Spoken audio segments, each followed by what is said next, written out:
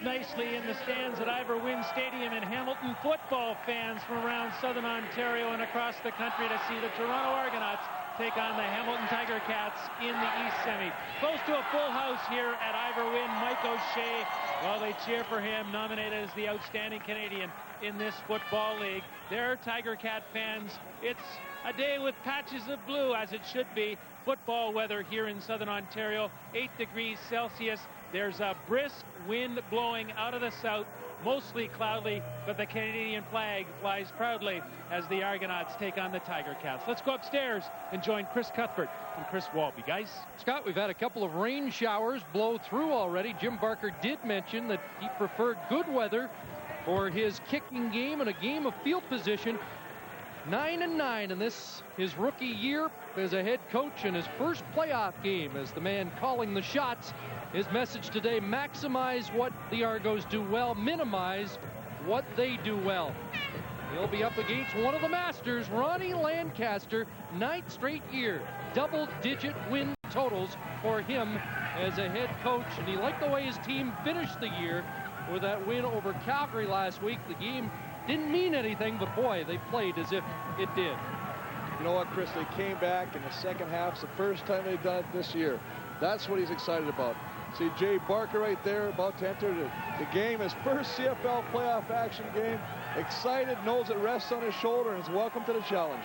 Won the 92 NCAA championship with Alabama, and Danny McManus already taking a seat. He's a low-key guy with big numbers on the year, team records in completions and passing yardage. He's an Eastern All-Star for the first time. The Argos win the toss and defer, so it looks like the Argos will have the wind in the fourth quarter, and they'll end up with the football to start this game. And the ball blows off the tee, an indication of how strong the gusts are. So Ron Lancaster wants the wind at his offense's back in the second quarter, the long quarter.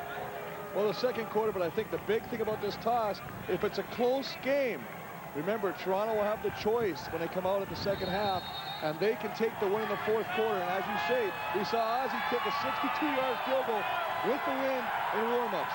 Ryan Terry and Pinball are deep, but the ball won't get deep, and it's on the carpet.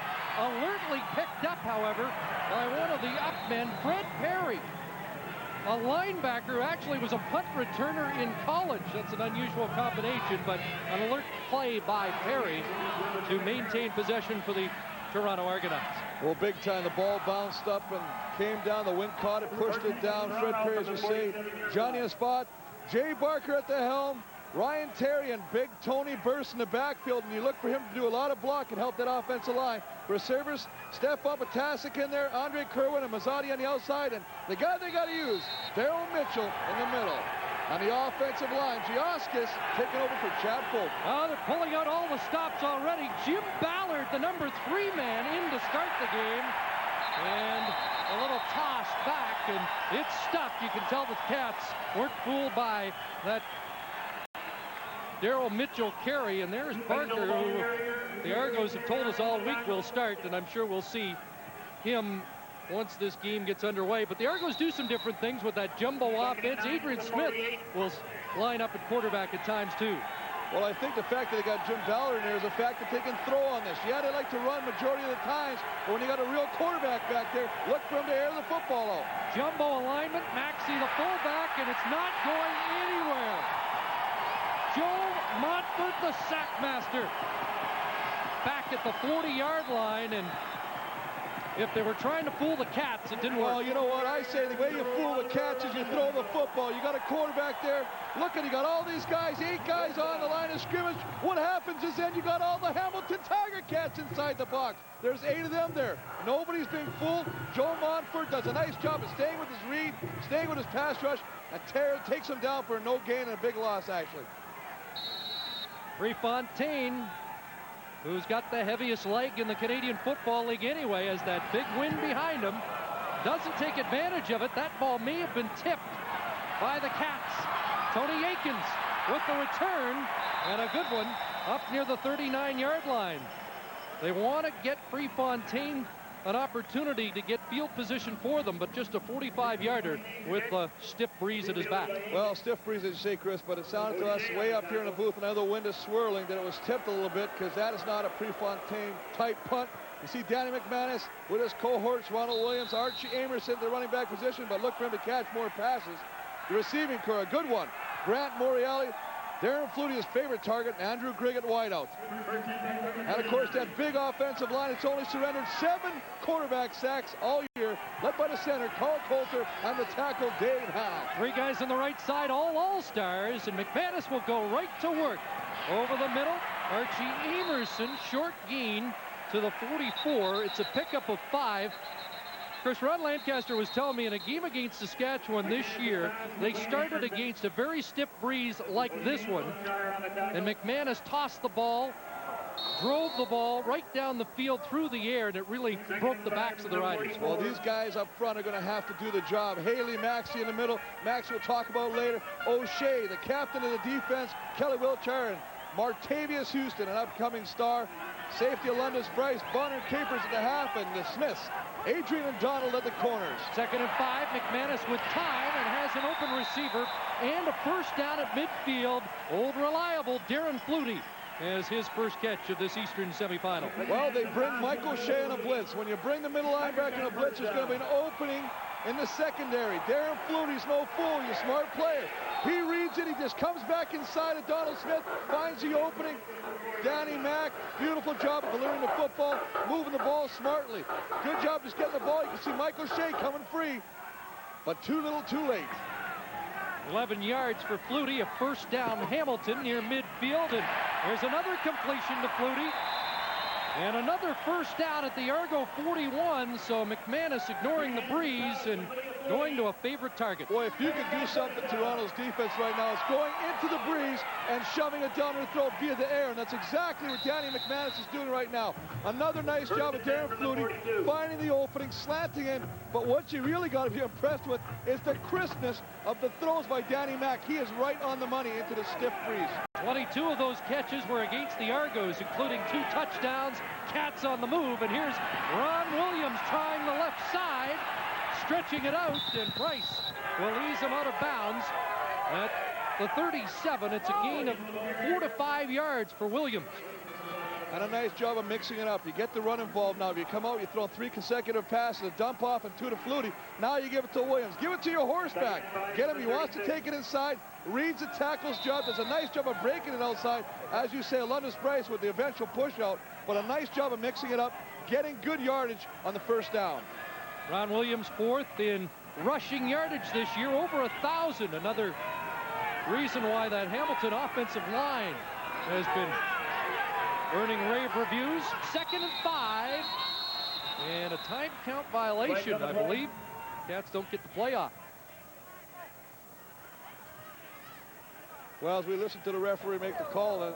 Illegal procedure. Hamilton 62. 2nd down repeated. Well, Tim Princeton, the left guard, jumps a little early. Remember, this is a playoff game. Winner takes all, loser goes home. And I tell you what, they are as coiled, as tightly as you can possibly imagine right now. Talking to Donald Smith, the cornerback of the Toronto Argonauts today, he says to me, we want to dominate by intimidation. So we're going to see a lot of after play altercations, a little bit of shoving. 2nd and 10 play doesn't get off now. And those fast twitch fibers working overtime. Time count violation. Hamilton 14, still 2nd down. This time it is a time count violation. Now we'll go to 2nd and 15. And that might just be Danny Mack seeing something, trying to change the play. Remember, when the wind is blowing, it's harder to get your cadence or your audible out so everybody can hear it. It takes more time for the receivers in the line to relay it out to the outside receivers.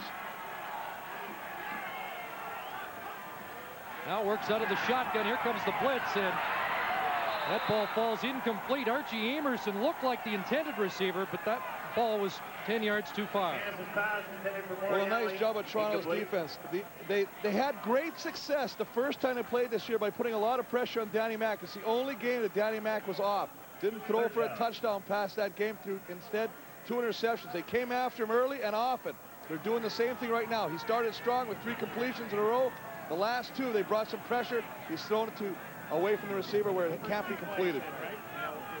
Ball back at the 46. Those back-to-back penalties cost them perhaps a field goal opportunity. It would be, but for 53 yards now, and they're not going to try it into the wind. Instead, Osbaldiston back to punt. Line drive. And pinball. Picked it up at the 10. And squirts out to the 16. So a promising Ticat drive ends with a couple of penalties. And the Argos take over deep in their own zone. For every guy who knows clean is a relative term. For every guy with the ability to follow more than 3 programs at once. For every guy who sees no reason to dirty another glass. And for every guy who'd rather not spend the weekend in a mall. We'd like to introduce you to the Dodge Durango. It has the most cargo space, towing capacity, and power of any SUV in its class. The Dodge Durango. It's good to be a guy. You guys police warning. Okay, well, 16 down here, yeah, nothing. Not going over here, so over here now. Not good. I'll see you on there. I'll see you on there. Come on, you want to come over here? Hey, I'm the wrong payors here. You guys are just down there doing low. Come on, Texans. Yeah, Hey, they fall for it every time. come on, you want to come over here?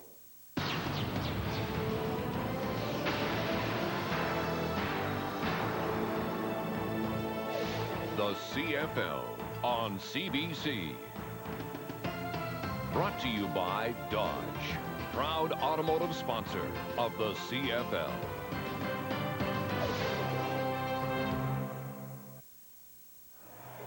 Bit of a twist the first time the Toronto Argonauts handled the ball in this Eastern semifinal. There's Jim Ballard. He was the quarterback in a jumbo formation. They call it the Argo offense. A lot of misdirection going on in the backfield. The Argo staff said, we were trying to fool somebody. Didn't end up fooling anybody, said Jim Barker, the head coach. So now you'll see Jay Barker in at quarterback for the Argonauts. He'll make his first postseason appearance at quarterback in the CFL, guys.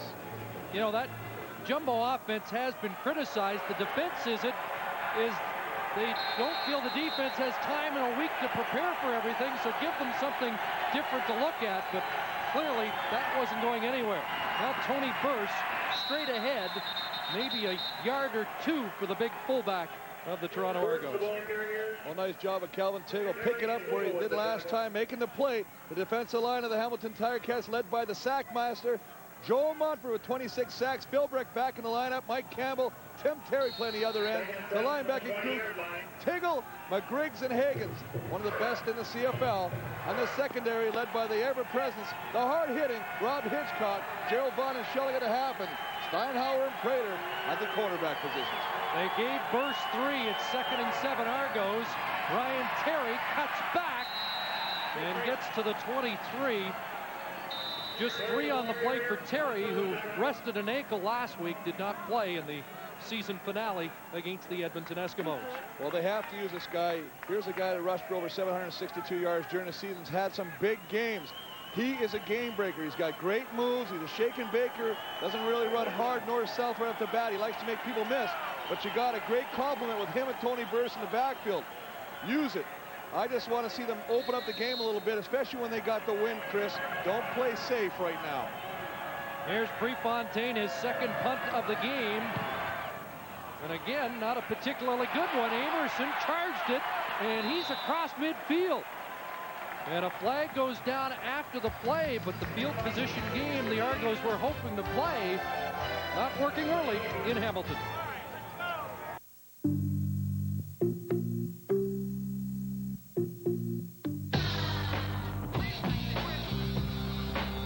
A 132 horsepower engine, automatic transmission, air conditioning, and a 6-speaker stereo system.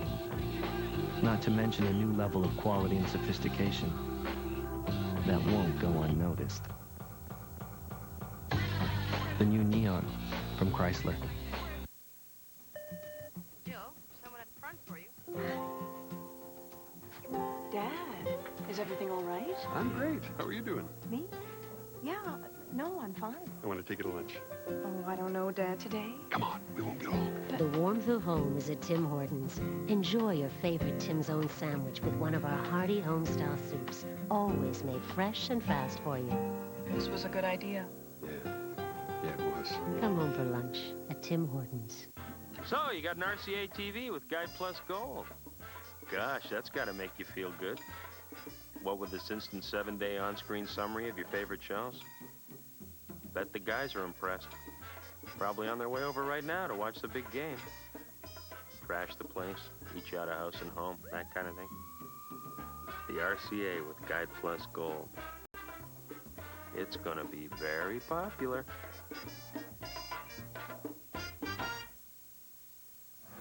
Scoreless in the first quarter at Iverwin Stadium. We expected Noel Prefontaine to benefit from the wind at his back. Just a 36-yarder, Chris. Well, again, both times he's kicked with the wind. What people don't understand, everybody thinks that kicking into the wind is a battle. But also, anybody that's ever punted a football, as you're dropping the football for your foot to make contact with the ball, the wind will push the football away from your foot. Therefore, the drop of the ball to your foot is extremely important. And they both have gotten away on the first two kicks from Noel Prefontaine. Prefontaine, the better regular season stats, but Oz is a veteran. And he's kicked in many conditions like this. No infraction on the play, so Hamilton has the ball at the Argo 53. Ronald Williams rumbling to the 40. First down on the ground for the Cats. And I tell you what, Chris, something happened this week that we're going to go into a little bit later, but comments were made about the ineffectiveness of this offensive line of Hamilton. They weren't athletes. These guys have taken it as a personal challenge to try and knock everybody on their backside. And they came off the line of scrimmage on that play, opened a huge hole for Ronald Williams. Demetrius Maxey made the comments, and they were tacked up in the lockers of every offensive lineman of the Cats. An out and a catch by Mike Moriali at the 35, a gain of 5 for the top Canadian in the league in 1998. Well, the big thing that I like, Chris, is, I mean, quote unquote, their offensive line, Demetrius Maxey speaking, can think they're doing a great job, but they ain't doing anything. And they use a different word that I can't see on TV. I've got no respect for them. They're not athletes. Now, Dave Hack is one of these guys who's taken a personal affront by this statement by Demetrius Maxey, and it's a war in that trench right now, and they'll be looking for number 91 of the Toronto Argonauts. 2nd and 5. Quick hitter inside, and Flutie can't come up with it. Ticats looking for a flag, but none was thrown. And a fine play by Byron Capers. That was a pretty close one there, Chris. It almost looked like Byron Capers came in there and knocked Flutie's hands down before he could catch the football. You can see Maxey and the boys working over right now. No love lost between these two guys. They played each other during the season 3 times. This one's for all the marbles. You know they're not going to leave anything in the locker room. Shut it up, Ballcats. Ball's at the 35, 3rd down, and the Cats electing not to try a 42-yard field goal into the wind instead. Osbaldiston will punt. Again, we saw him kicking over 60-yard field goals with the wind.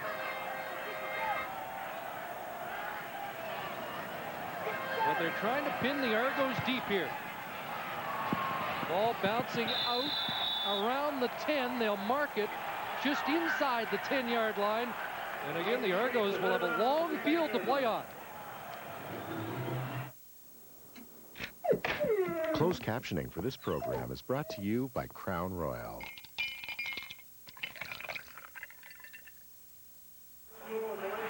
Chris, when I talked to Jim Barker earlier this week, this is exactly the kind of game he wanted to be in, except Hamilton's executing his game plan, backing up the Argos. The only thing I didn't like about his comments was he was playing not to lose.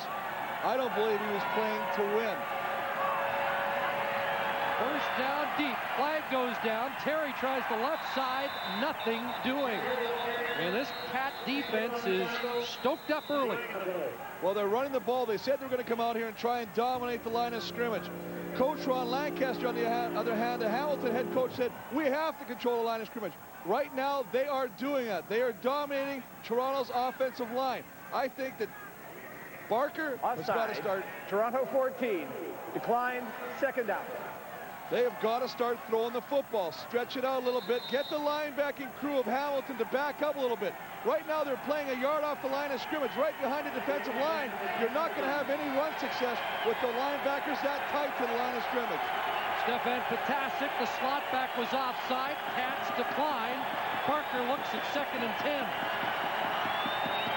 Still hasn't thrown the ball, and here's Burse up to the 17-yard line, but he'll be 3 yards short. And another punting situation for the Argonauts. Well, nice job of the offensive line. You can see Chris Jaskos, 58. He's played tackle this year.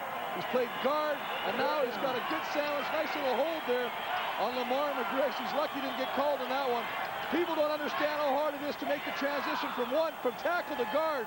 But I tell you what, when you're making it from guard to center, where you got to make all the calls, he's got to let all the rest of his teammates know what defensive front he's facing. That's a big task for a guy that hasn't played there all year. Fontaine, the left footer, better punt, and Aikens dropped the ball and has to quickly recover at his own 47-yard line. Still just a 44-yarder by Prefontaine, fielded by Aiken, who has not been up near his average yet, a 47-7 on the year. I would expect that as time goes on, depending on the length of the quarter and the time that Toronto has to punt with the wind, that he'll start making adjustments and pulling the ball a little tighter to his foot, and you might start seeing him catch a few of these footballs and booming. He's got an 88-yarder this year, so he can definitely get contact with these guys.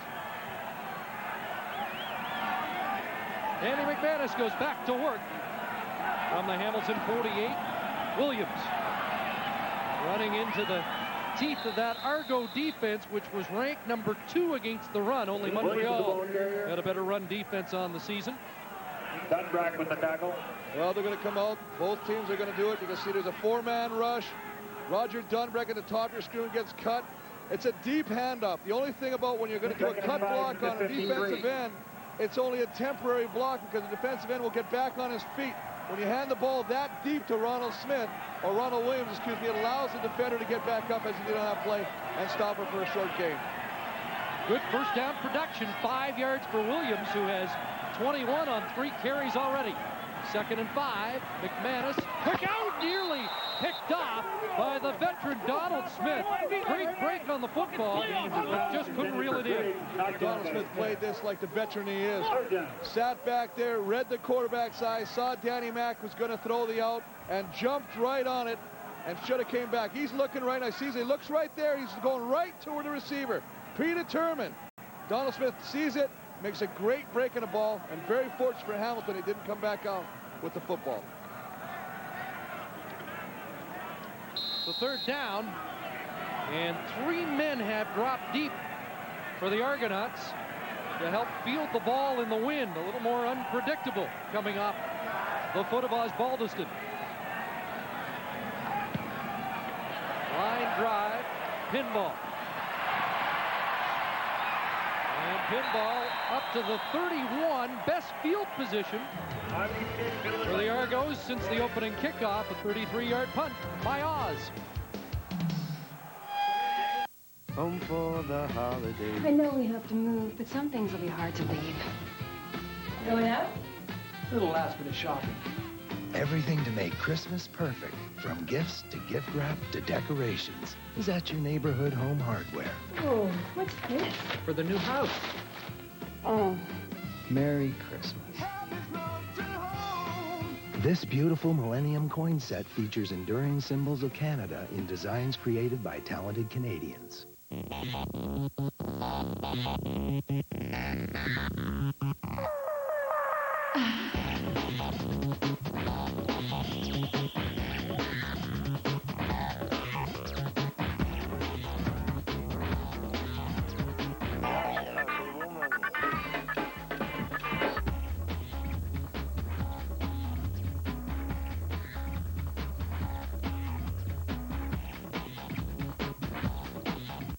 So, Wayne, you're retired. What's next for the Great One? I'm thinking about wrestling. Wrestling? Wrestling? Well, who'd have thunk it?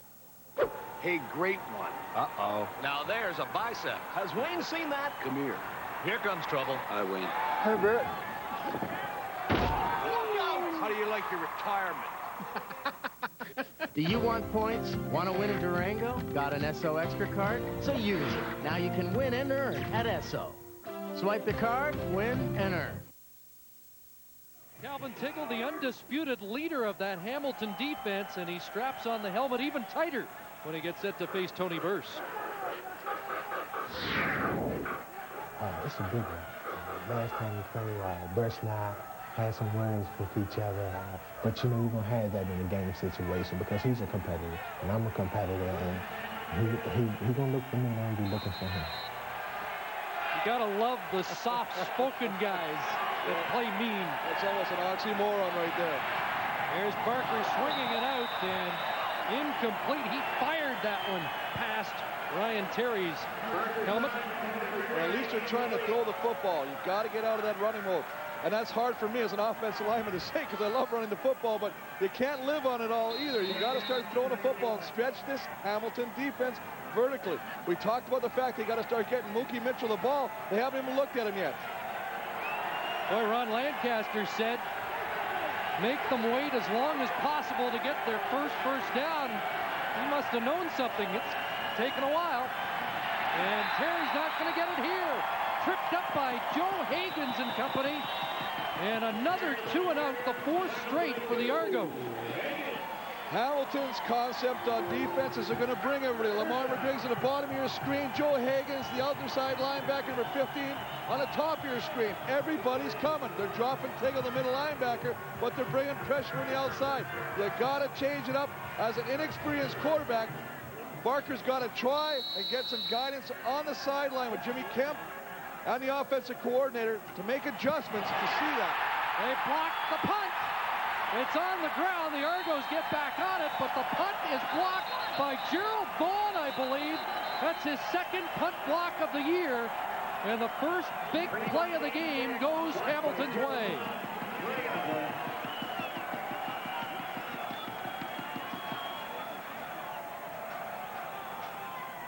Well, they came close on the first punt of the game, and this time they get to Prefontaine. Well, working against Mike O'Shea, the up back, just trying to take him to the outside, but that's total effort by Gerald Vaughn. The ball was dribbled by the Toronto player. It is first down, Hamilton. Getting back to what I said, Chris, it's just total second effort by Gerald Vaughn. Look at him fighting around the block and putting the paw out there. Getting it in the direction of the football where it's being kicked and blocking it, and as you say, creating the first big turnover of the football game for these Hamilton Tiger Cats. He had a touchdown Labor Day on an interception. He led the CFL in interceptions and has his second kick block of the year, and Hamilton in striking range at the 34. Ronald Williams left side, cuts back, ran into Demetrius Maxey, but again, Williams getting valuable real estate on first down as Williams exchanges pleasantries with Maxey. Well, they may be pleasantries, but he wants to run right over him. Again, it's just a slide protection. By that I mean the offensive line's going to take one step to the left, get on their man and hook him. Let Ronald Williams find the hole, and he does a great job of finding it and picking up 7 yards on a first down carry. Came out of last week's game with a bad ankle, rested in the second half. Looks fine today. Got it again on second down. Great second effort, and he gets the first down. He ran through a tackle that would have stopped him short of the first down stick. Well, as you say, this is second effort. This is determination. This is smelling the first down marker. Ronald Williams is stopped short initially. The offensive line comes off, does initially a good job. Toronto's defense so comes off it. You can see Demetrius Maxey tries to spin and make the play, but Ronald Williams keeps his legs driving. That's something you just can't teach a back. That's God-given. He does a nice job of picking up the first down. He ran out of the grasp of Kelly Wiltshire, and that doesn't happen very often. Down to the 22, first down, 3 receivers to the wide side, but Williams has it. And this time, the hole up the middle closed quickly. Adrian Smith in the midst of that from his cornerback position. Anytime your cornerback is coming in there, you're recognizing a formation. They're recognizing it's probably going to be the odds of running the football. Nice job, as you say, though, of Adrian coming in and making the play. You can see touchdown leader Ronald Williams, 15 for the year, followed by Mike Pringle, Curtis Mayfield with 12.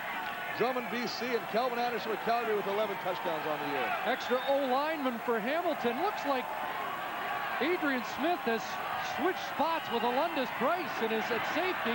Here's a pass, Averson, touchdown!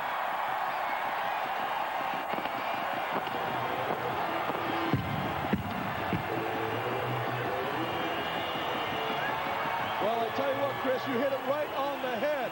Alundis Price and Adrian Smith switched position. Alundis went to the corner. Adrian Smith came to safety. You can't do that in this kind of a game. What happens? You get a communication breakdown.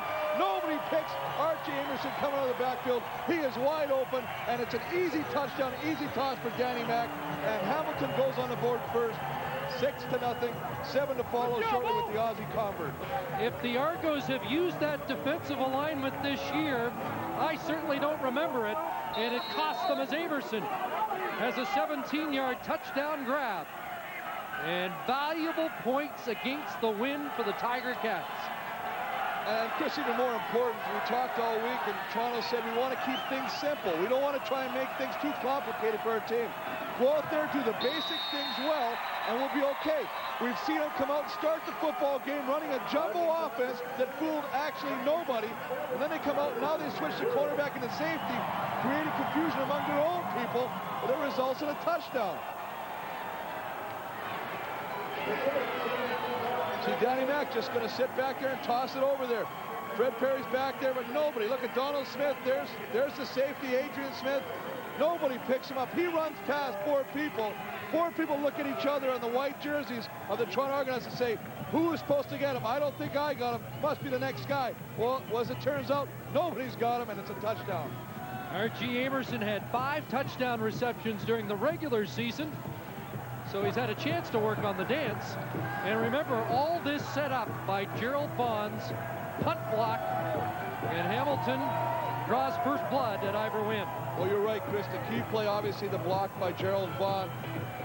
But we talked earlier about gambling, the gambling defense of the Toronto Argonauts, and the things they like to do. And here they come out again. They switch positions, and they get burned by it. Here's Gary Etcheverry, who is the defensive coordinator. And again, this is the top-rated unit in the CFL. Pinball takes it out of the hands of Ryan Terry. And he's tripped up as he tried to get outside Joe Higgins with a key tackle on special teams. Well, are we watching pinball for the final time? Well, you got to wonder. After you I think that you hit it on the head, though, Chris, when you said his wife said he hasn't got football out of his blood yet. I think that they usually are the best indicators of whether someone will come back or not. Paul Mazzotti also entering what could be his final playoff year. Here's the hitch pass, Andre Kerwin with the catch, but drilled back by defensive end Tim Terry, who I know caught your eye from the first time he suited up. Well, they call him a mini clone of Joe Montford on the other side. He plays the backside end, and he does his job so well that Coach Lancaster said, you know what, if Gonzalo Floyd was able to play, he probably couldn't push this kid out of the lineup. This guy's just doing it all for him right now. And when you get the kind of pressure you're getting from Montford on one side, and you got an up-and-comer by Tim Terry on the other side, boy, you got a force. First completion of the game, nets just 2 yards. It's been all Hamilton so far. Half minute to go, first quarter. Out of the shotgun, 2nd and 8. Barker to Mitchell, and Rob Hitchcock makes him pay the price. Well, they're trying to go inside, right behind, trying to get some separation of Gerald Vaughn and catch the football right in front of Rob Hitchcock. Just slant him into the middle. That's what Daryl Mitchell likes to do. He takes it a little deep on this pattern. Usually he'll cut it up around 10 yards, get the football. You can see right there, he's feeling the footsteps, people. He knows that Rob Hitchcock is in his neighborhood, and he's going to come and knock it, and he does on that play, just to let him know he's there. He saw the tapes of that Tyree Davis hit. Oh, he definitely saw those, and he heard them, and he smelled Hitchcock's cologne. How about that, though? Nearly a whole quarter before they went to Mitchell for the first time. Refontaine gets that one away. Again, trouble. Ball on the carpet. Argos have a shot at it. They've got the football. Toronto desperately needing a turnover, and Jim Barker finally has something to cheer about. The ball goes up in the air, and this wind in Ivor Wynn is a swirling wind. the ball will go up, and all of a sudden it'll drop right down, and the wind will push it straight down. So Art Jamerson is expecting the football. You see how he plays it? But the ball all of a sudden drops short in front of him. He has to readjust, try and come up with the football. He can't. It gets away from him. Good cover by the Toronto Argonauts. As a result, causes a turnover. Yeah, the lone snapper, J.P. Darch out of McGill, came up with the ball. And so the Argos are finally in Hamilton territory. The ball at the Cat 36. Barker to pass. Barker to run. Barker fumbles the ball, and the Cats get it back. Jay Barker stripped. Delorndo. Steinauer has the football. Good hustle by the Hamilton defensive ends. Are just going crazy right now because what initially looks like a great play created by Jay Barker is stuffed short by the Hamilton defense. Lamar McGreg's knocked it loose, and the Cats are on it.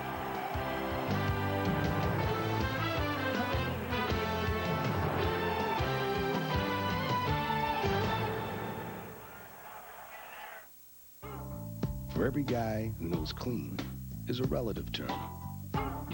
For every guy with the ability to follow more than 3 programs at once. For every guy who sees no reason to dirty another glass. And for every guy who'd rather not spend the weekend in a mall, we'd like to introduce you to the Dodge Durango. It has the most cargo space, towing capacity, and power of any SUV in its class. The Dodge Durango. It's good to be a guy. Hey.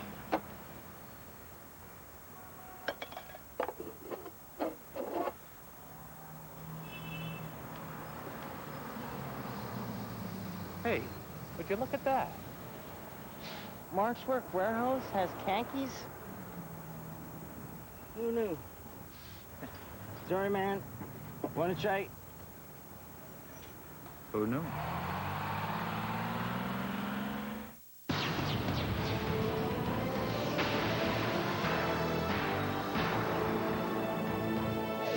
The CFL on CBC. Brought to you by Dodge, proud automotive sponsor of the CFL.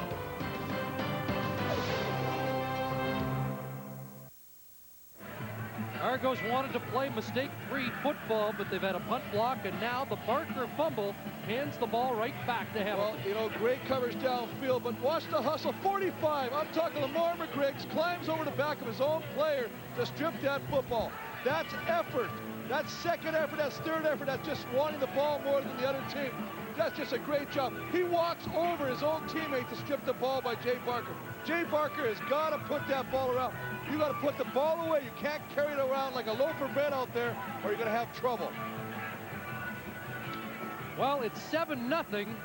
Stats all Hamilton first. Well, I mean, I think they're self-explanatory here. You look here, no first downs. You're not going to win many games like that. Of course, they get their first big turnover, and then they go back and cough it right back up here. And time of possession, definitely twice as much in the favor of the Hamilton Tiger Cats. Argos 5 2-and-outs and a fumble in the first quarter with the wind at their backs. There's Ronald Williams, straight up the middle to the 43. And again, he's getting close to 5 on first down. Well, big time. Now, you know, Chris, I want to go back to the last game we saw, the first quarter stat.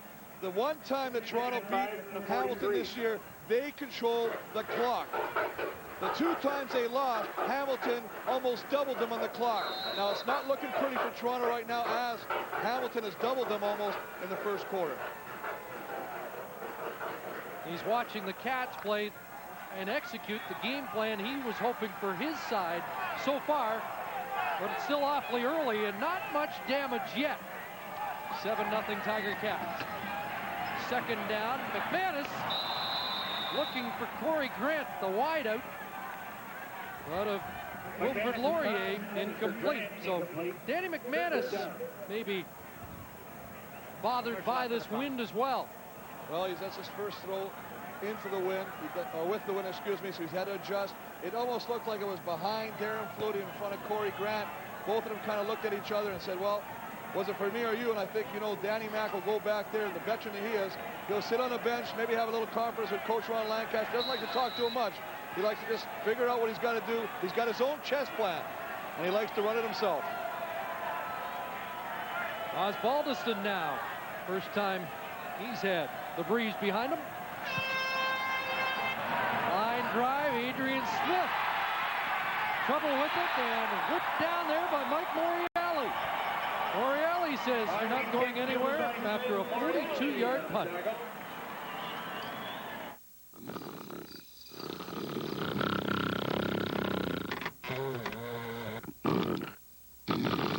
Here, kitty, kitty, kitty.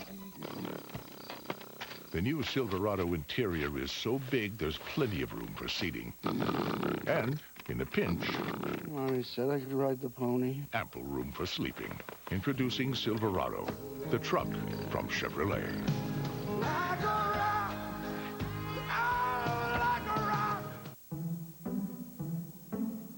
This Christmas, why not get your kids a Packard Bell multimedia computer with Intel Pentium 3 processor, 17-inch monitor, and bonus Intel PC camera pack from Radio Shack? Your little whiz kids will learn so much. It'll seem like their grades improve overnight. Available right now for only $19.99 or as low as $56 a month with your Radio Shack credit card. Radio Shack, you've got questions, we've got answers. So, you got an RCA TV with Guide Plus Gold. Gosh, that's got to make you feel good. What with this instant 7-day on-screen summary of your favorite shows? Bet the guys are impressed. Probably on their way over right now to watch the big game. Crash the place, eat you out of house and home, that kind of thing. The RCA with Guide Plus Gold. It's going to be very popular.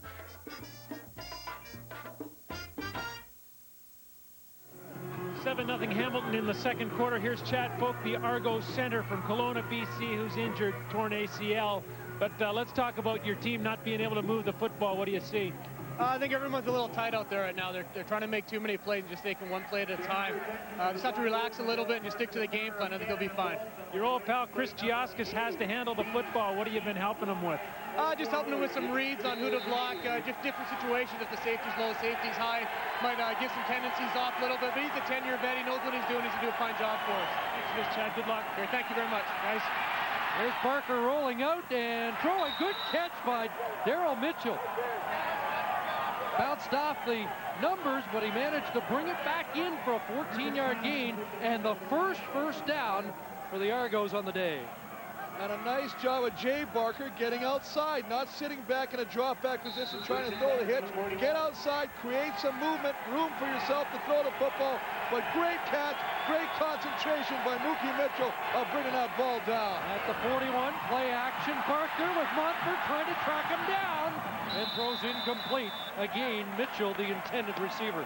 And that pass may not have been complete, Chris, but what I do like about it is Jay Barker's getting out of the pocket. I talked about it the play before. You've got to get out of the pocket. You've got to stretch this defense. You know, if you're going to one side of the field, you're not going to have the whole 12 guys chasing you. You put your defensive backs, your cornerbacks, your linebackers in a no-win situation. Should they come up and tackle the quarterback, or do they go back and cover the receiver?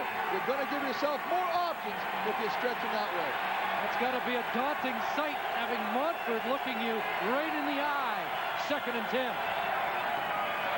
Terry stays in the block. Wide open Mitchell, and he's got the ball. Down at the 30-yard line, Rob Hitchcock came back to save a touchdown. Well, they kept maximum protection in there. He's just working to the outside. Gerald Vaughn passes him off.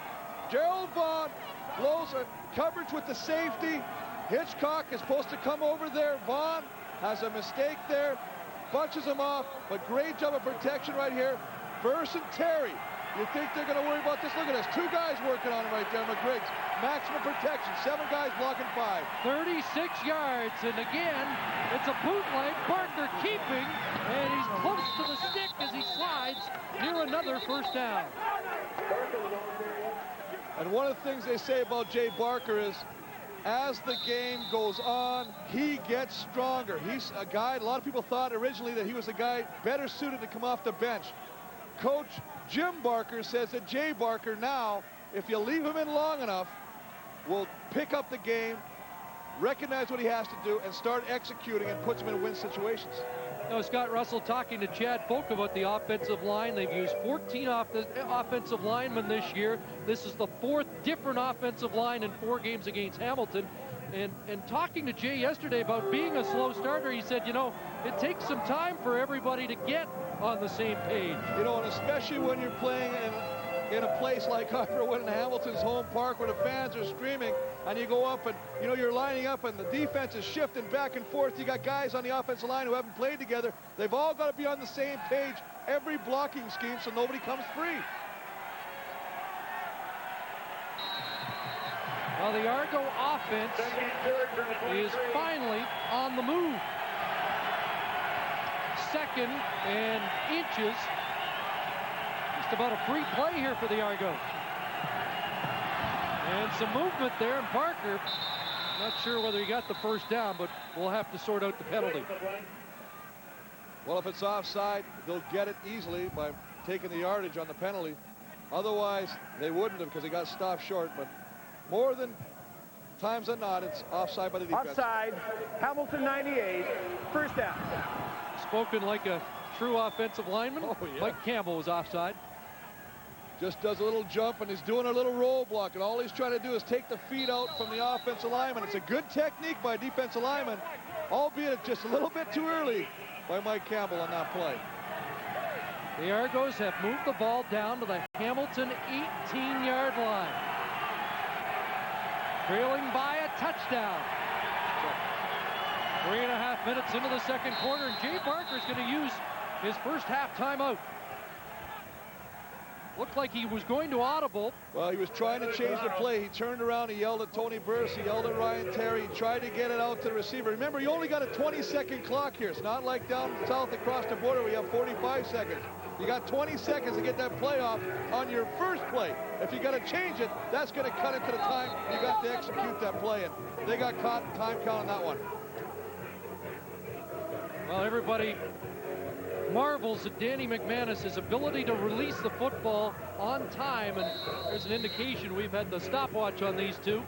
You know, that's the thing that a lot of defensive linemen and linebackers are saying. The reason that they only have 7 quarterback sacks on Danny Mack is the fact that he has that 2.2-second release time. 1st and 10, Barker in trouble. Now gets it away, Burse. He'll cut it back. The big train down to the 14, dropped the ball. Joe Higgins has it, and the Cats have their second fumble recovery, and the Argos are irate. They think that Burse lost the ball on contact with the ground, and now we're going to have a conference. We'll sort it out when we come back. I talked to his secretary. He can't make it.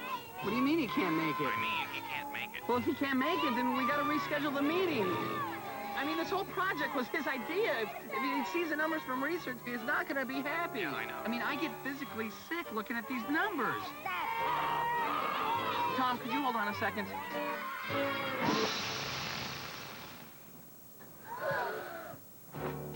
Looking for a good time? Okay, Tom, about the meeting. The Civic from Honda.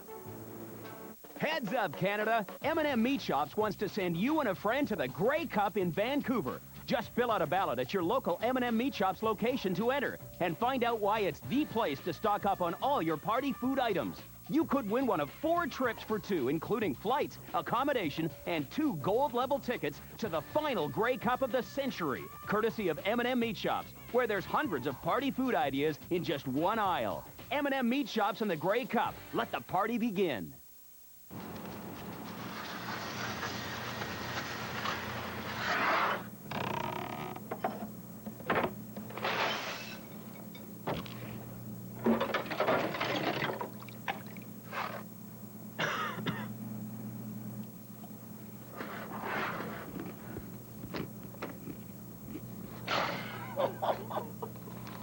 Sports select, because in life there's sports, and then there's all that other stuff. 3rd turnover of the first half for the Argos. This one debated But the referees rule it was a fumble. Let's have another look. Well, again, we talked about this is something that's very important. Jay Barker scrambling, gets it across, avoids the pressure. Big Tony Battleship burst, gets the football. Now, as he's going back into the pile right now, he gets hit. Now, as he's going down, you can see the ball is being ripped out of his hands by Mike Campbell. That's what he's arguing about. He's saying the ball, that he had control of the football when he hit the ground, but Mike Campbell, before the knees hit, was already tearing that football out of him. You're saying good call. And Hamilton takes over. The most promising drive, the only drive for the Argos so far, is snuffed by another turnover. And McManus hooks up with Corey Grant up at the 40-yard line. His first completion into the wind, or with the wind at his back. Well, let's take a look at that turnover once again. As you can see, the ball is coming, and you can see right there before he's going down, the ball is being pulled out by Mike Campbell. What Tony Burse is arguing, though, is saying that by the time my knees were on the turf, I still had possession of the football. That's one of those calls that the referee has to live with it, good or bad.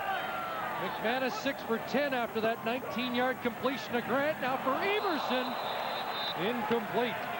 Donald Smith, the veteran in coverage. You know, Chris, and I got to wonder if there's something maybe wrong with Volundis Bryce. They moved him to corner, or is there something wrong with Adrian Smith? Because they're staying with this lineup. They're staying with Adrian Smith playing the safety position. Now that means a lot of times you're not one-on-one. You're basically coming over, you're helping. You see him come across the middle again, reacting to the football where it's being thrown, almost coming out with an interception. But Volundis Bryce is going to do the majority of the corner one-on-one coverage work. Or is it something designed to fool McManus, who looked for Morreale? Danny McManus took a hit there as he delivered the ball, incomplete. The only thing that will confuse a quarterback, and a lot of times defensive linemen and defensive linebackers used to do that, what they used to do, Chris, is they'd come up and change personnel so that if you were clued in on a certain number, if you knew that 23, in this case, Volundis Bryce was safety, and you didn't see 23, you'd think, oh, the safety's gone. But now, in fact, Adrian Smith, number 12, is a safety. That last play, it looked like Adrian Smith was there to pick up Archie Emerson, man for man. And again, that might be another scheme, Chris. They might say, because they know they just got burned by Archie Emerson, they might say, you know what, Adrian, wherever Archie Emerson goes, you go. You be his best friend this football game. Problem was he let him get a little too far away for the Hamilton touchdown. Third down. Cats in punt formation. 9:45 remaining. First half.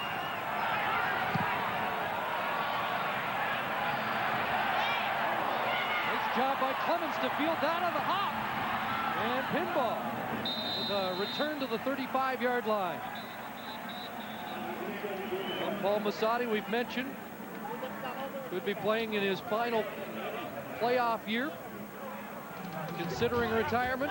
His first catch ever was in Hamilton, and this is his first touchdown ever. And it also came against the Tiger Cats.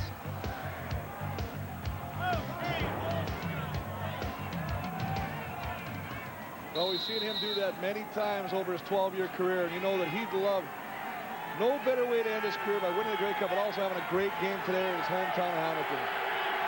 His grandmother, Louise Mazzotti, is at the game. She's also cheering on another grandson in this game, Mike Morreale. Ryan Terry trying to pick his way over the 35 up to the 39, and Terry has 4. Ryan Terry, the man who has replaced Pinball Clements at the running back spot this year. Well, you're going to see they're probably going to throw Pinball in there a little bit. He still carries the football on occasion. Last week he carried it once for 17 yards. He has the ability still to find the opening, but he's more of a receiver right now. You still got to use him. Now Clements in for Potasic at slot back. 2nd and 6 Argo. They go to Terry, right side, and he won't get there. Terry stopped at around the 43, a couple of yards shy of the Argo first down.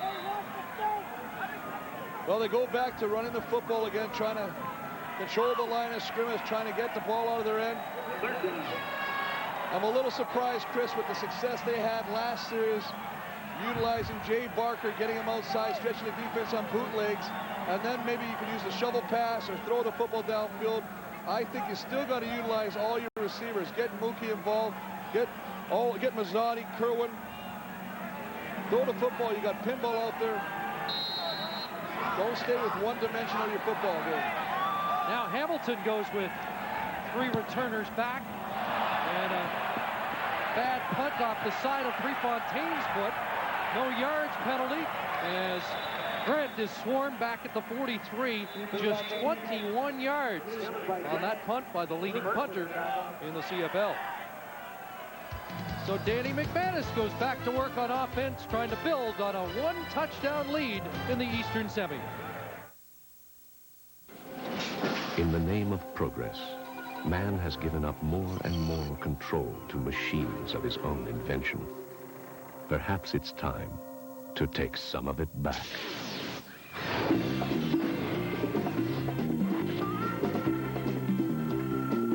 The 5-speed sequential sport shift on the TL from Acura. Designed with purpose, driven by passion. Hello, crisis hotline. I can't take it anymore. I just got fired. I'm gonna jump. Sir, I'm listening. Now, where are you? I'm outside. It's cold and it's snowing. Snowing? Did you say snowing? Yeah, real hard. But you'll listen, right? Hello? Okay, I'll hold. Polaris. It's not just a sled. It's a priority. See your dealer for details on nothing down, no payments, and no interest until March 2000. Oh, heck, I'm going in. Mike here. The phone, pager, and two-way radio all in one. I'm new to town and looking for work, so right now, trade in any working cell phone, two-way, or pager and get me for free. I'll even throw in some airtime. You'll have to say goodbye to your outdated electronics, but don't worry. We'll take good care of them at Casa del Mike, a majestic 600-hectare ranch where they'll be free to romp and play with 8-track players and CD radios. Just throw them in the car. Tell them you're going to the mall. I'm Mike. I'll work harder for less. Back in Hamilton, Chris Cuthbert, Chris Walby, Scott Russell, and the CFL on CBC crew. It's a touchdown lead for Hamilton. Toronto Argonauts have been outplayed so far. Maybe thankful it's only a 1-touchdown game. They've turned the ball over 3 times in the first half. There's Alundis Price. He's played safety all season long, and he's playing the wide field corner so far in this first half. We're definitely going to see what their scheme or the defensive scheme is about that, and I believe it has something to do with Archie Amerson. Ronald Williams again carrying the ball on first down, gets it to midfield. This time he's got 3 on the first down carry. An interesting stat, Chris, about the Hamilton offense. You think about McManus, you think about passing. When they rush for 100 yards or more, they're 9-1. When they pass for 300 yards or more, they're only 5-4. So Ronald Williams is a very important part of this offense. Well, I tell you, this time of year, you got to have it. I'm a firm believer that I don't care if it's training camp, you got to establish your running game just to keep the defense honest and keep them guessing. If you're playing one-dimensional, you're in for a long year. 2nd and 7. McManus wide side, and it's been picked off. Antonius Bonner stepped in front of Darren Flutie, and the Argos have their 2nd turnover of the game. Well, that's a long throw. I'll tell you what, Danny Mack is going way across field on this ball. The ball hangs up. Antonius Bonner does a nice job of seeing the football coming, breaking on the football, and coming up with an interception. I mean, he's looking off. He's going to look him off, and he's going to go back, but he comes back to the inside. It's a long throw. It hangs up there. Now the receiver's got to come back to the football. This is Flutie. He expects to have the football, but you got to give Antonius Bonner credit for that one. He wanted it more, and he came back 2 more steps and took it away from Darren Flutie. 3 interceptions during the year for Bonner, and he gives the Argos offense the football at the 48. Tony Burse straight up the middle, and productive first down yardage for Burse up close to midfield. Biggest thing, as you said, Chris, the first quarter totally dominated by Hamilton. Second quarter, Jay Barker on offense started to do some things. They had a controversial fumble by Tony Burse. They're getting breaks now. What's happening now? The flow of the game is changing. Hamilton has now turned the ball over. Toronto, only being down 7, has got to feel good about where they sit right now. 2nd and 5, less than 6.5 minutes to go, first half. short drop, Barker the out, and it sails past Ryan Terry, incomplete. Barker's pass is incomplete. So far today, and I know we're talking about a heavy wind, but what I haven't seen yet is the stretching of the defense vertically, the deep throw, keeping them honest. You always got to throw the ball deep just to let those cornerbacks know you can do it. If you don't, everybody cheats. Everybody sits a little shorter. The halfbacks crowd the middle. As a result, they're not worried about anybody coming deep on them. They can cheat and play the run more effectively. You know all about playing in the wind in Winnipeg. I mean, are we making too much of the breeze? No, the wind is an incredible factor, and you can't talk about it enough. We've seen it already affect the punting game a couple times. Prefontaine, the league premier punter, is having trouble with adjusting with the football. We'll see when we come back. Fielded by Anderson. Yeah, the special tonight is an herb supreme. Capsicum, sage thyme, stuffed with duxelle, lying on an emotion le basme classé with noisette spatula. Wow. What is that? Excuse me, it's chicken. There's a lot to be said for clarity in life and in finances. Clarica, investment and insurance solutions. 31-yard punt by Prefontaine, and cause for concern for the Argos. That's the long snapper, J.P. Darch, down and getting attention. He went out of a game a couple of weeks ago in Winnipeg. He's just going to come into screen number 39, gets kind of caught by his old man Capers and rolls down. It's more of a shin injury. A couple weeks ago, he got a little bit of a concussion, so they were more concerned about his head, but on that replay, you can see for sure that he just got tripped over one of his players, Byron Capers, and kind of caught. It's like a shin split. Like, I'm sure we've all done it where we banged our leg into a table or something. It's not life-threatening or anything, but it can be very, very painful. Jonathan Heimbach starts to warm up. He's out of USC, just brought in for the purpose of backing up Darch, because the Argos got caught without a long snapper. Remember, Chad Folks got Russell talk to him earlier in the day. He's out. Darch, the other long snapper. The Argos were caught without anybody who could get the ball to Prefontaine. They had to end up getting rid of the football on third down by a field goal. And, you know, they brought in Heimbach. He hasn't played football for a while. He was a late cut of the Kansas City Chiefs in the NFL this year. He's been sitting at home and waiting for a call, hopefully to go back to the NFL. But this guy wants to play football, and I think he's going to love the game up here. So we'll see Heimbach pressed into duty. Right now, get a 28-point winter checkup, oil, lube, and filter, tire rotation, and a bonus emergency road kit. All for just $29.95. Only at Canadian Tire. Well, Darch clearly in discomfort. He came up with a fumble recovery earlier in this game. And he's not putting any weight on the right leg. And what looked like a simple injury does not look so simple anymore. Hamilton starts from their own 25, 5:55 left first half. The hitch to Corey Grant, sidestepped one man, and Grant up the sidelines. Top rookie in the East, Corey Grant. What a season he had, 875 yards receiving. That's 8th best in the CFL. He's quickly becoming another favorite receiver of Danny McManus, as he really feels confident. He's felt that he's really developed as a receiver on the wide side. And what he really likes about his fact is what he does after he catches the ball. Almost a little bit of a clone of Daryl Mitchell of the Argonauts, is the fact that he gets his hands on it, he's got excellent speed, and he's turning out to really explode when he catches that football. 2nd and a yard for Ronald Williams. Plugged up at the line of scrimmage, but I think Williams got to the first down stick.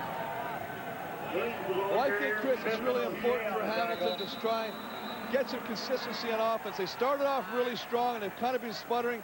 Danny Mack has been off on his throws. He just got picked off. We know through the history of Danny Mack that doesn't really bother him a lot. He'll come back and throw the very next play, as we saw on the previous play to Corey Grant. But they need to get some momentum built again. They need to take that ball back and march it down the field and get some points.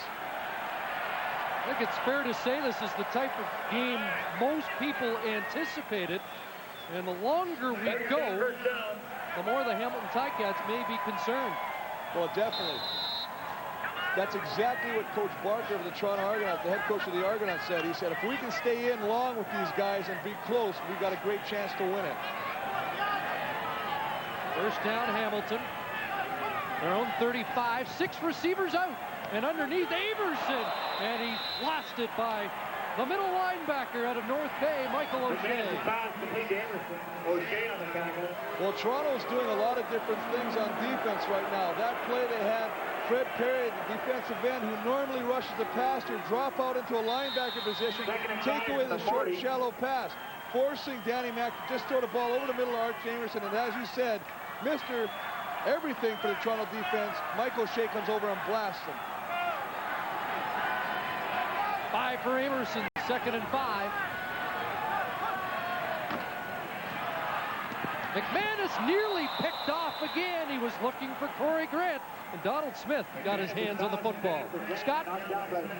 Well, worst possible news for J.P. Darch. They have a suspected fractured lower right leg, and J.P. Darch is on the bench right there. He's out the rest of the game. They have to get him x-rayed. So 39 for the Argonauts, gone today. So we will see Heimbach in long snap situations, and an insurance policy that the Argos brought in will have to be put into use. Well, just another case again, Chris, of, a foot getting caught in the turf as he goes over, and he went over his own player, Capers, and the foot not releasing and something given. In this case, it was the shin. And boy, we can only hope the best things for J.P. Darch. Great kick by Osbaldiston. Clemens sidestep one, but not going anywhere. Derek Lapointe hanging on. 45-yard punt, and Pinball lost 3 on the return. Well, it's been a game characterized by turnovers so far today. Archie Amerson misplaying that punt. Jay Barker's going to throw a little pass. He fumbles the ball. Tony Burst, questionable fumble right here, comes to play. A lot of turnovers here in this game, and anytime you have a game that may be controlled by turnovers, it's a team that last turns it over that may very well walk away the victor.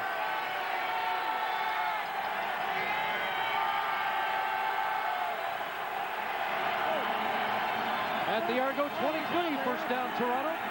5 receivers out. Barker as an open man, and it's Andre Kerwin stepping out near the first down stick at the Cat bench, and they're going to mark him a yard short. But Barker's starting to develop some confidence in the passing game. Well, a nice job of the offensive line as well, giving him the time to throw that football. Just takes a short roll to the right, sets up behind the right side behind Mudge and Morgan, and delivers a nice ball to Kerwin. Strangely enough, both offenses seem to have moved the ball more effectively against the wind. Does that surprise you? It really does, but you'd think because they're going against the wind that the defenses could cheat up, figuring they're not going to get bit deep.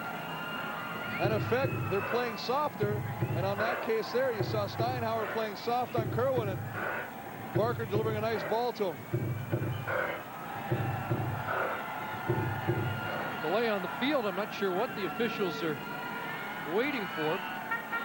It may be so they can get J.P. Darch taken to the dressing room.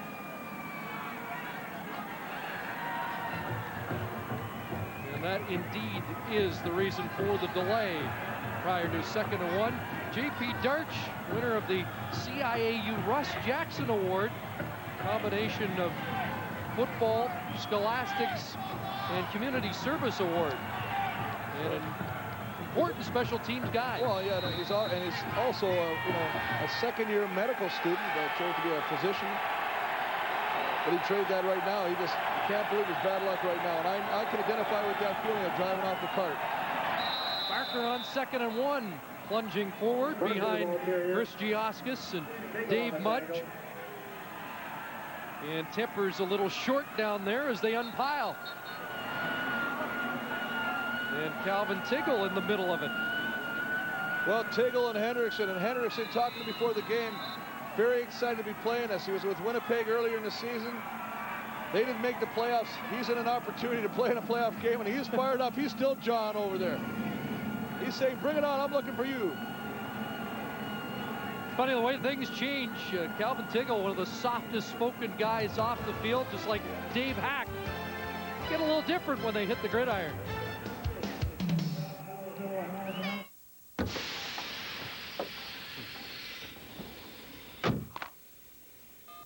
Cellular service not available.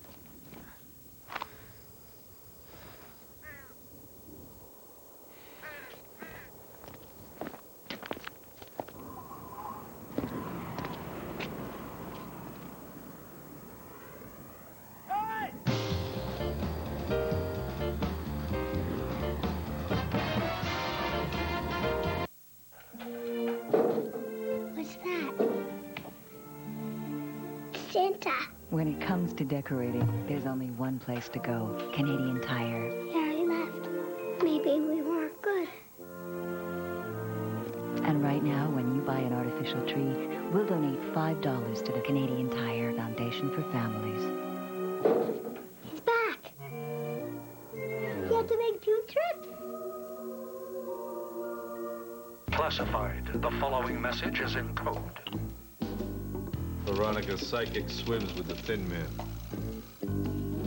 We fly at midnight when the frog howls furiously. Are his tube socks wet? Ask the bearded fat lady. Repeat, ask the bearded fat lady. The Eggman waits for no one. For his hovercraft will eat no figs. Boston Pizza's 35th birthday contest. See in store for details.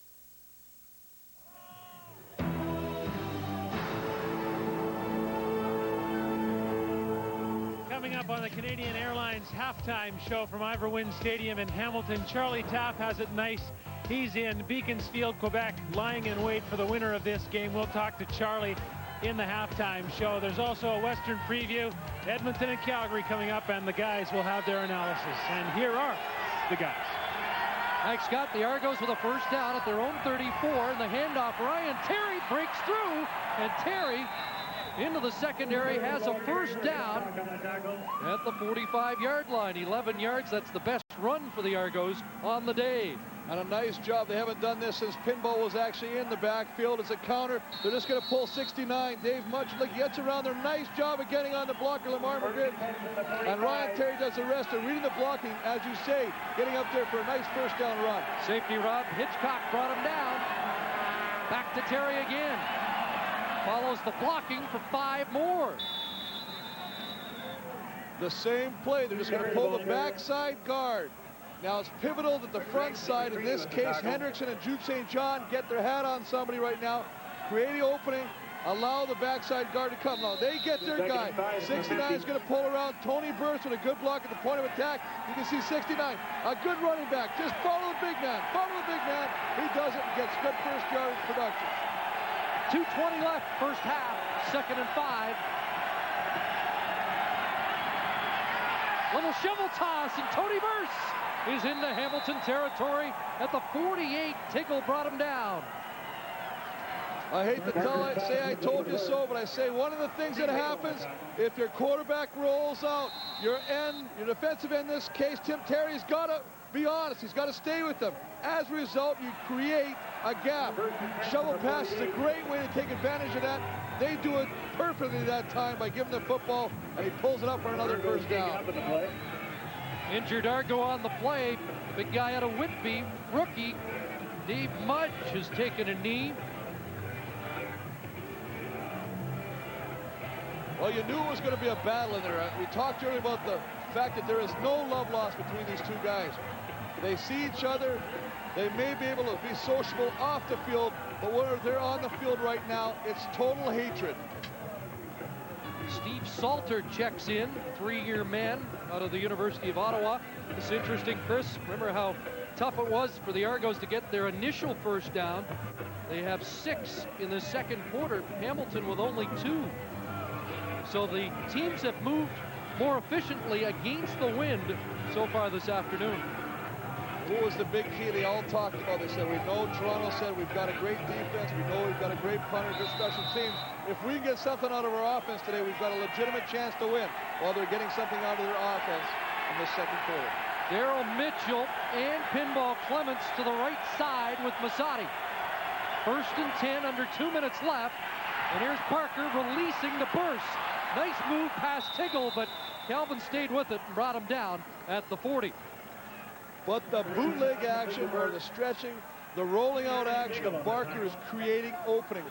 It's opening up the side of field that he rolls to, creating opportunities for this offense to exploit certain situations. This time, Higgins has to take the quarterback. As a result of the linebacker coming in, you force Tiggle to come all the way over from the middle linebacker position to make the tackle on Tony Burst. It's a great job of execution by the Toronto offense. Second and a pair. Tony Burst. He's got it. And lunging to the 35 to keep this Argo drive going. And remember, one of the big factors that happens today is with this realigned offensive line, Chris Josk gets a center in place of Chad Folk. The more success you get, the more confidence you get as a group. If this group starts to get confidence, it could cause some trouble for the Hamilton defense. And now Salter's in there. First and 10 Argonauts. Kerwin, the hitch screen. Brought down at the 28, gets 7 more. Well, coming up on the Canadian Airlines halftime report, we'll check in with Charlie Tapp, whose team won 3 of 4 against Hamilton and 2 of 3 against the Argos. Find out his thoughts on this first half as he gets set for the Eastern Final at Molson Stadium next week. You know, it looked like he's relaxing and watching the game, but you can guarantee he's got a VCR somewhere, and he's already checking out both these teams. Second and 3, another big play in the final minute of the first half. Terry, left side, first down, and the Argos are getting it done on the ground against this Hamilton defense. Well, they tried to run the ball early in the first quarter and was stuffed. Now they're throwing the football a little bit. The linebacking crew of the Hamilton Tiger Cats is got a little bit more depth right now. As a result, the running backs are finding a little bit more success of getting through the offensive line's initial blocks and picking up some good yardage and keeping these drives alive. Joe Munford and the Hamilton D trying to dig in.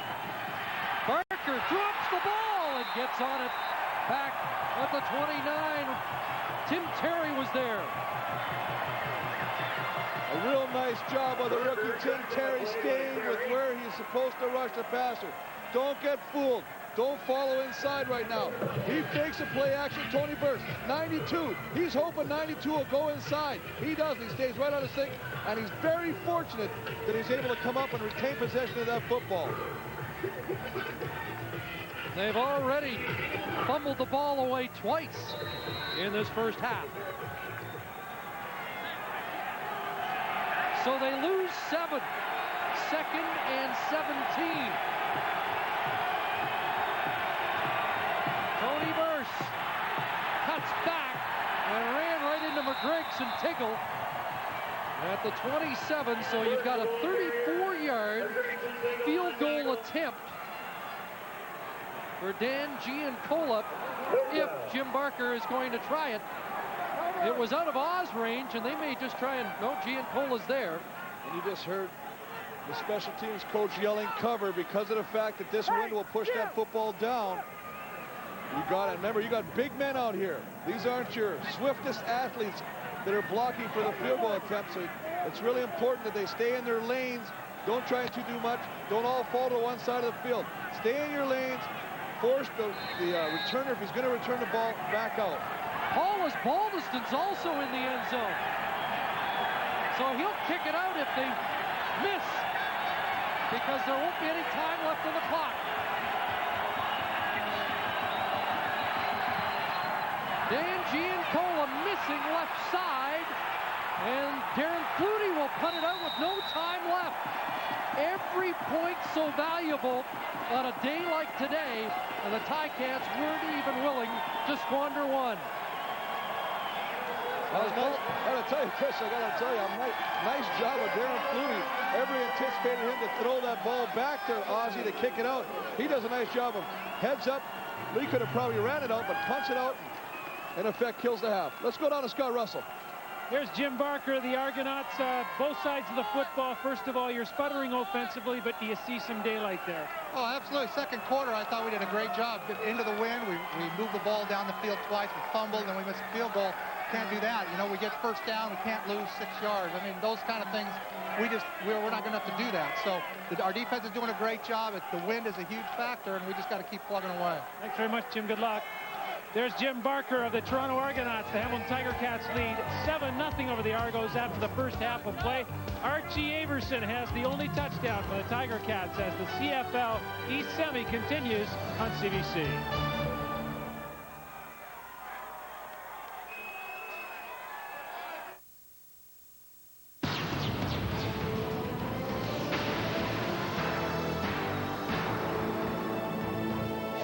The CFL on CBC, Canadian Airlines halftime show. Brought to you by Canadian Airlines, official airline of the CFL and the 1999 Grey Cup. Let's go easy with seat 3J. He's coming off a 6-hour meeting. Roger. We have initial head bob. Push back on my mark. And mark. Lights out. And we are go for tuck-in. Roger, tuck-in. And 3J is out. That's a wrap. Nice work, everybody. Moving to 4F.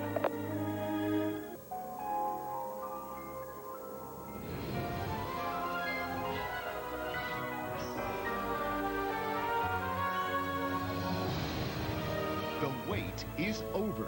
For the first time ever, the timeless classics that generation after generation has come to love have found a new home on Disney DVD. Disney DVD, pure digital magic.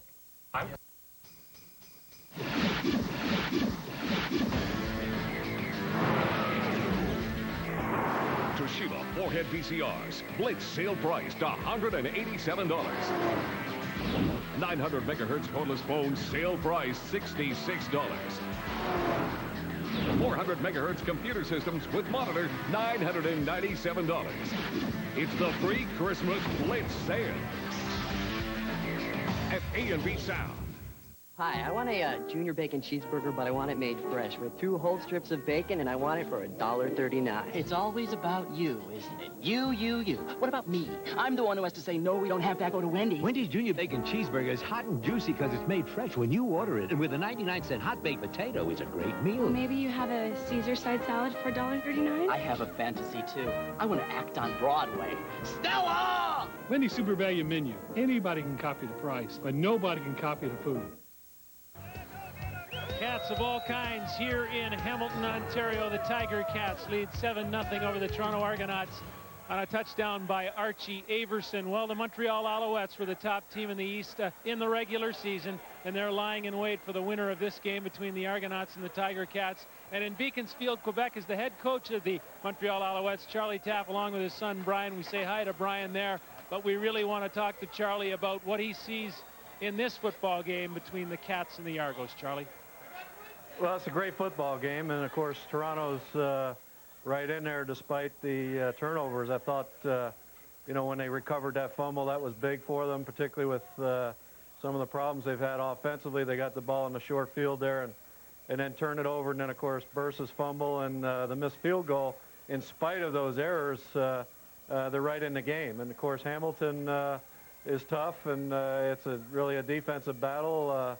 But Toronto's playing well. It looked like Hamilton had the momentum right there at the beginning, and then the second quarter, Toronto settled down, made a couple of plays, and seemed to get some confidence. Amerson has the touchdown for the Tiger Cats. As you know, they're a strong offensive team. Do you match up better against either the Argos or the Tiger Cats, or do you care?